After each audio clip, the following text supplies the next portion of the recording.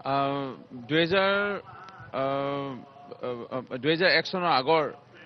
যি অসমৰ পৰিৱেশ, মই পূৰ্ব মুখ্যমন্ত্ৰী তৰুণ গগৈ ডাঙৰীয়া তেখেতৰ দীৰ্ঘদিনীয়া যি তেওঁৰ জীৱনী বিষয়ে মই পুনৰ দোহাৰিব বিচৰা নাই। মোৰ এটা সময়ত ৱাৰ্ড কমিশ্যনাৰ, এটা সময়ত তেখেত সাংসদ, পিছলৈ গৈ পেলাই তেখেত কেন্দ্ৰীয় মন্ত্ৰী, মৰিনী এখন পুৰণি আমাৰ হায়াৰ ছেকেণ্ডেৰী বিদ্যালয় আছে, মহাদেৱ আগৰৱালা হায়াৰ ছেকেণ্ডেৰী বিদ্যালয়, তাত চাইকেল মাৰি গৈ পেলাই শিক্ষকতা কৰিছিল। আৰু যোৰহাট বাৰ এছ'চিয়েশ্যনৰ সদস্য আছিলে, এজন অধিবক্তা, বহু গুণৰ অধিকাৰী এজন ব্যক্তি পূৰ্ব মুখ্যমন্ত্ৰী তৰুণ গগৈ ডাঙৰীয়া। আৰু এটা কথা স্পষ্ট যে এটা সময়ত কংগ্ৰেছৰ মানে চিহ্নই নাছিল বুলি ক'ব পাৰি। কংগ্ৰেছ নোহোৱা হৈ পৰিছিল অসমখনত। কেন্দ্ৰত যেতিয়া বিজেপি দলৰ চৰকাৰ আছিল, ৰাজ্যত অসম গণ পৰিষদ দলৰ চৰকাৰ, পূৰ্ব মুখ্যমন্ত্ৰী প্ৰয়াত হিতেশ্বৰ শইকীয়া ডাঙৰীয়াৰ বিয়োগৰ পিছত তৰুণ গগৈ ডাঙৰীয়াই প্ৰদেশ কংগ্ৰেছ কমিটিৰ সভাপতি দায়িত্ব ল'লে। সেই সময়ত অসমখনত গুলি ফুটিছিল, বোম ফুটিছিল, উগ্ৰপন্থী সমস্যা আছিল, অৰ্থনৈতিক সমস্যা আছিল, যাৰ বাবে কেন্দ্ৰৰ বিজেপি চৰকাৰ, ৰাজ্যৰ অসম গণ পৰিষদৰ চৰকাৰে বুজাবুজি চুক্তিত তেওঁলোকে 10 বছৰৰ কাৰণে স্বাক্ষৰ কৰিছিলে, নিযুক্তি বন্ধ কৰি দিছিল। পঞ্চায়ত নিৰ্বাচন অনুষ্ঠিত কৰিবৰ কাৰণে টকা নাছিল। সেইখন অসমখনৰ দায়িত্ব পাইছিল পূৰ্ব মুখ্যমন্ত্ৰী তৰুণ গগৈ ডাঙৰীয়া। আৰু প্ৰদেশ কংগ্ৰেছ কমিটিৰ সভাপতি হিচাপে বহুত কষ্ট কৰি কংগ্ৰেছ দলক প্ৰতিষ্ঠা কৰিলে 2001 চনত। আৰু আমাৰ পৰিয়ালৰ লগত তেতিয়াৰ পৰা মধুৰ এটা সম্বন্ধ গঢ় লৈ উঠিল, যিহেতু মোৰ মাতৃক বহু এনেকৈ ৰথী মহাৰথী আছিলে, বিধায়ক বিধায়িকা নিৰ্বাচিত হৈছিল 2001 চনত। কিন্তু অন্যতম মোৰ মাতৃক কেবিনেট মন্ত্ৰী দিছিল। আৰু সেই কেবিনেট মন্ত্ৰী সন্মান দিয়াটো এটা ডাঙৰ সন্মান। আৰু পিছলৈকৈ আমি যদি চাওঁ অসমখনত, আমি NDFB, আপা, KPLT, আলফা, আলনা, বিভিন্ন বিছা কমাণ্ডো ফ'ৰ্চ, বিভিন্ন উগ্ৰপন্থী সংগঠনসমূহ আলোচনালৈ মাতিল, অসমখনৰ শান্তি প্ৰতিষ্ঠা কৰিলে। য'ত এটা সময়ত ইয়াত সন্ত্ৰাসবাদে জৰ্জিত অসমখনত শান্তি প্ৰতিষ্ঠা কৰাৰ লগে লগে পঞ্চায়ত নিৰ্বাচন ছমাহৰ ভিতৰত অনুষ্ঠিত কৰিল। এটা সময় আছিলে যে HTC ৰঙা ৰঙৰ বাছবোৰ বন্ধ হৈ যোৱা উপক্ৰম হৈছিল। নতুন এটা পৰিৱেশ সূচনা কৰিলে। আমি কোনোদিনে ৰাষ্ট্ৰীয় ক্ৰীড়া অসমত অনুষ্ঠিত হ'ব বা কৰিব পাৰিম আমি সপোনতো ভবা নাছিলোঁ, কাৰণ আমাৰ ইয়াত ষ্টেডিয়ামৰ অভাৱ আছিল। সৰু হোজাইৰ দৰে এটা ষ্টেডিয়াম, আন্তঃৰাষ্ট্ৰীয় পৰ্যায়ৰ এখন ষ্টেডিয়াম নিৰ্মাণ কৰি ইয়াত ৰাষ্ট্ৰীয় ক্ৰীড়া অনুষ্ঠিত কৰিলে। ইয়াত বৰ্ষাপৰা ষ্টেডিয়াম ইয়াত নিৰ্মাণ কৰি ইয়াত ইণ্টাৰনেশ্যনেল ক্ৰিকেটৰ এটা নতুন জোৱাৰ, উত্তৰ পূৰ্বাঞ্চলতে তেনেকৈ নাই ষ্টেডিয়াম। আৰু এই যিটো তৰুণ গগৈ ডাঙৰীয়াৰ শান্তি আলোচনা বা অসমখনৰ শান্তি প্ৰতিষ্ঠা কৰা, উন্নয়ন কৰাৰ যিটো প্ৰয়াস বা যিটো তেখেতৰ পদক্ষেপ, আজি চাগে বোধহয় অসমে আমি কেতিয়াও পাহৰা নাই, পাহৰিব নোৱাৰিম। আৰু মোক 2006 চনত মই কমটি বয়সতে, মই 27-28 মান বয়সতে মোক প্ৰাৰ্থিত্ব দিলে। আৰু সেই সময়তে মোক প্ৰাৰ্থিত্ব দি পেলাই মোক বোলে এৰি দিয়া নাছিল। মানে চাহ বাগানৰ এজন কনিষ্ঠতম বিধায়কক বোলে প্ৰাৰ্থিত্ব দিছোঁ, তাৰপিছত তেওঁ বোলে জিকাৰ কাৰণে যিটো পদক্ষেপ ল'ব লাগে মুখ্যমন্ত্ৰী হিচাপে তাত ক্ৰুটি কৰা নাছিল। তেওঁ দুবাৰ তিনিবাৰ নিজেই গৈছে,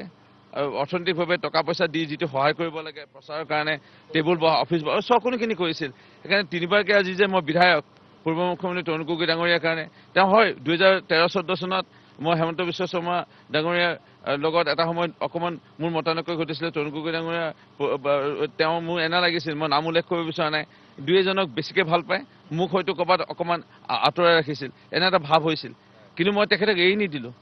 যদিও হেমন্ত বিশ্ব শৰ্মা বিজেপিত গ'ল, মই কিন্তু বিজেপিত নগ'লোঁ। তৰুণ গগৈ ডাঙৰীয়াক সন্মান জনাই হওক, মোৰ মাতৃক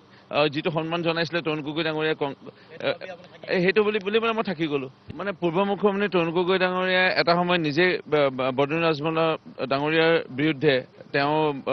মত পোষণ কৰিছিল। আৰু এদিন সুধিছিলোঁ, কওকচোন ছাৰ কেলৈ কৰিছে? ছাৰে আজি মই ইমান বহলাই ক'ব বিচৰা নাই, ছাৰে খালি এটা কথাই কৈছিল যে আমি সাম্প্ৰদায়িক দল নহয়, আমি কংগ্ৰেছ দল, আমি ধৰ্ম নিৰপেক্ষ দল। আৰু মহাত্মা গান্ধী ডাঙৰীয়াৰ আদৰ্শ, জৱাহৰলাল নেহৰু ডাঙৰীয়া, ইন্দিৰা গান্ধী, ৰাজীৱ গান্ধী ডাঙৰীয়াৰ আদৰ্শ, যিটো কংগ্ৰেছ দলৰ নীতি আদৰ্শ, সেই মৰ্মে আমি কোনো এনে এটা ৰাজনৈতিক দল যে প্ৰতিষ্ঠিত কোনো এটা সম্প্ৰদায়ক বা কোনো এটা মানে ধৰ্মীয় প্ৰতিনিধিত্ব কৰে তেনেকৈ ৰাজনৈতিক দলৰ লগত আমাৰ মিত্ৰতা কেতিয়াও হ'ব নোৱাৰে সেইকাৰণে তেখেতৰ ভাষ্যও ওলাইছিলে তেনেকৈ হুইজ বদৰুদ্দিন বুলি কৈ পাইছিল সেইকাৰণে কথাবোৰ তেনেকুৱা নাহে সেইকাৰণে মই অসন্তুষ্ট প্ৰকাশ কৰিছিলোঁ আৰু আজিও সেইটো মোৰ থাকিব আৰু আৰু মই এইটো মোৰ যিটো মই মনোভাৱ সাল সলনি কৰিবলৈ নাই কিন্তু আজি হয় আজি পূৰ্ব মুখ্যমন্ত্ৰী তৰুণ গগৈ ডাঙৰীয়াৰ মই মানে এটা বিষয় তেওঁক লৈ পেলাই যিটো বিষয় এটা আহিছে অসমৰ ৰাইজৰ এটা চৰ্চিত বিষয় যে ক'ত অন্ত্যেষ্টিক্ৰিয়া কৰা হ'ব এইটো লৈ যেতিয়া পৰহি দিনাখন 5টা প্ৰায় 36 মান বজাত মানে মৃত্যুবৰণ কৰিছিলে সেই সময় অলপ সময় পিছতে মুখ্যমন্ত্ৰী আৰু স্বাস্থ্যমন্ত্ৰী হস্পিটেলত গৈ পাইছিল মই নিজে সাক্ষাতে আছিলোঁ ক'ত দিয়া হ'ব বোলে এইটো আমি নাজানো কংগ্ৰেছ দলৰ আৰু যদি আপোনালোকৰ তৰফৰ পৰা চৰকাৰে যদি মাটি এডোখৰ দিয়ে তাতে আমি কৰাটো বিচাৰোঁ কিন্তু তেওঁৰ এটা স্মৃতি সুত থাকি যাওক মেমৰিয়েল এটা কিন্তু আজি বেয়া লাগিছে এইটোৱে যে গুৱাহাটী চিটিত নগৰত বিজেপি দলে তেওঁলোকে কাৰ্যালয় বিজেপি কাৰ্যালয় তেওঁলোকে চৰকাৰী মাটি দখল কৰি পেলাই তেওঁলোকে নিৰ্মাণ কৰি পেলালে আৰু আজি তৰুণ গগৈ ডাঙৰীয়াৰ কাৰণে একথা মাটি এই চৰকাৰে দিব পৰা নাই অৰ্থাৎ ক'ৰবাত সদিচ্ছা অভাৱ যেন পাইছোঁ কাৰণ যেতিয়া সুধাকন্ত ভূপেন হাজৰিকা ডাঙৰীয়া মৃত্যু হৈছিল তেখেত এজন স্বনামধন্য শিল্পী সুধাকন্ত লগতে আমাৰ গৌৰৱ তেখেতৰ লৈ পেলাই আমাৰ চৰকাৰ কংগ্ৰেছ চৰকাৰ থাকোঁতে আমি সদিচ্ছা প্ৰকাশ কৰিছিলোঁ আৰু ক'ৰবাত আমি চালোঁ যে যদি আমি জালুকবাৰী যদি ফ্লাইঅভাৰৰ ওচৰত দিয়া হয় তাৰ ফ্লাইঅভাৰ যদি অকণমান দূৰত্ব লৈ যাওঁ সেইবোৰ চৰকাৰী মাটি অলপ যদি দূৰত্ব অধিগ্ৰহণ কৰিবলৈ যদি কাৰোবাক টকাও দিব লগা হয় আমি দিম কিন্তু তাতে আমি মাজে মাজে ৰাখিম যে তেওঁৰ স্মৃতিটো চিৰযুগমীয়া হৈ ৰয় গুৱাহাটী চহৰৰ মাজত অসন্তুষ্ট থাকি গৈছে আপোনালোকৰ হয় বাগিচা অঞ্চলত নকৰিব পাৰে কাৰণ আমাৰ চাহ বাগিচাৰ যিসকল লোক তেওঁলোকে আজিৰ পৰা 10 বছৰ আগত টিভি নাছিল মোবাইল নাছিল ইণ্টাৰনেট নাছিল ফেচবুক নাছিল হোৱাটছএপ নাছিল হয়তো কাৰেণ্ট বহুত জেগাত নাছিল বিভিন্ন সমস্যা আছিল চাহ বাগিচা অঞ্চলত যাৰ কাৰণে ৰাজনীতি সচেতনতা ৰাজনীতি যেনে প্ৰৱেশ কৰিব পাৰিব লাগিছিলে একেবাৰে ভিতৰ অঞ্চলত পোৱা নাছিল কিন্তু আজি হাতে হাতে সকলোৱে মোবাইল আজিৰ তাৰিখত হাতে হাতে সকলোৱে ঘৰত টিভি আৰু ইণ্টাৰনেট ফেচবুকৰ লগত প্ৰত্যেক চাহ বাগিচা শ্ৰমিক পাতোলা এগৰাকী মহিলাও ফেচবুক আজিৰ তাৰিখত কৰে আৰু হোৱাটছএপ কৰে তে আজি সচেতনতা বহুত বৃদ্ধি হৈছে এইটো মৰ্মে হয়তো কেইদিনমানৰ আগলৈকে যদি প্ৰভাৱ নেপেলাব বুলি মই ভাবিছিলোঁ কিন্তু আজিৰ তাৰিখত ক'ৰবাত হ'লেও প্ৰভাৱ পেলাব যেন লাগে চাহ বাগিচা অঞ্চলত ইমান নহ'লেও আজি যদি উজনি অসমত আমি চাওঁ আমাৰ বিশেষকৈ আমাৰ হিন্দু মূলৰ লোক অলপ লোকৰ সংখ্যা বেছি গুৰুজনাৰ আদৰ্শৰে স্থাপিত সত্ৰ মাজুলী বা সত্ৰ বিভিন্ন প্ৰত্যেক সমষ্টিতে 10-15টাকৈ সত্ৰ শাখা আছে আজি মোৰ সমষ্টিতে মাজুলী শ্ৰী শ্ৰী আউনীআটী সত্ৰৰ শাখা আছে মোৰ সমষ্টি কাষতে তিয়কৰ ছায়েন্স কলেজৰ কাষতে গড়মূৰ সত্ৰৰ শাখা আছে অৰ্থাৎ শিষ্য বহুত ঠাইত আছে ক'ৰবাত এনেকুৱা এটা ভাৱ নাহক যাৰ কাৰণে অকণমান যিটো ধৰ্মৰ মেৰুকৰণৰ ৰাজনীতি কৰিবলৈ বিচাৰিছে বিজেপি দলৰ চৰকাৰে উন্নয়নৰ নামততো আমি যি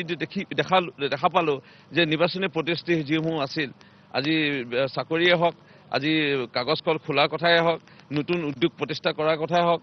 আজি সেইসমূহটোতো হোৱাই নাই আৰু ধৰ্মীয় মেৰুকৰণ যেনে 2006 চনত মোৰ সময় বিচাৰিছোঁ 2016 চনত তেওঁলোকে কৈছিলে যে শৰাইঘাটৰ শেষৰণ তেওঁলোকে আজি তাৰিখত তেওঁলোকে মোগল বুলি ক'ব বিচাৰিছে বিজেপি দলৰ চৰকাৰখনে কিন্তু আজি যদি মনত পেলাওঁ চাইকেলৰ জেগাত স্কুটি টেট শিক্ষকসকলক নিয়মীয়াকৰণ কাগজ কল খোলাৰ পৰা আদি কৰি আজি যদি আমি চাওঁ নিযুক্তি দিয়াৰ কথা আজি পৰীক্ষা বহি ফাদিল হয় 2 বছৰ আগত পৰীক্ষা পাতে APDSL পৰা আদি কৰি জনেনচন এতিয়ালৈকে ফলাফল 2 বছৰ আগৰ পৰীক্ষাৰ ফলাফল এতিয়ালৈকে ঘোষণা নকৰিলে অৰ্থাৎ ধৰ্মীয় মেৰুকৰণৰ নামত মানুহবোৰক উন্নয়ন কৰিব পৰা নাই চাকৰি দিব পৰা নাই মূল্যবৃদ্ধিয়ে আজি জোৰলা কৰি পেলাইছে মূল্যবৃদ্ধিটো আজি কমাব পৰা নাই তেনেস্থলত আজি GST অন্যতম আজি এতিয়া আমি যেতিয়া চিমেণ্টৰ দাম বাঢ়িছে আমি কি MLA ফাণ্ডৰ কাম কৰি আছোঁ সুধিছোঁ কেলে বাঢ়িছে বোলে ওপৰ মহলে চাগে লেনদেন হৈ গ'ল নিৰ্বাচন আহিছে সেইকাৰণে চাগে টকা পইচা লেনদেন হৈছে 30 টকাকৈ পাৰ কুইণ্টেল এতিয়া চিমেণ্টৰ কি কয় ৰডৰ দাম বাঢ়িল আৰু যদি এটা ঘৰত যদি 200 কুইণ্টেল লয় 30 টকাকৈ 200 কুইণ্টেলত কিমান টকা বাঢ়িল আজি এই টকাবোৰ আজি যি মূল্য বৃদ্ধি হৈ গৈ আছে আজি এই ক্ষেত্ৰবোৰ এই ক্ষেত্ৰত এই চৰকাৰতো নিমাত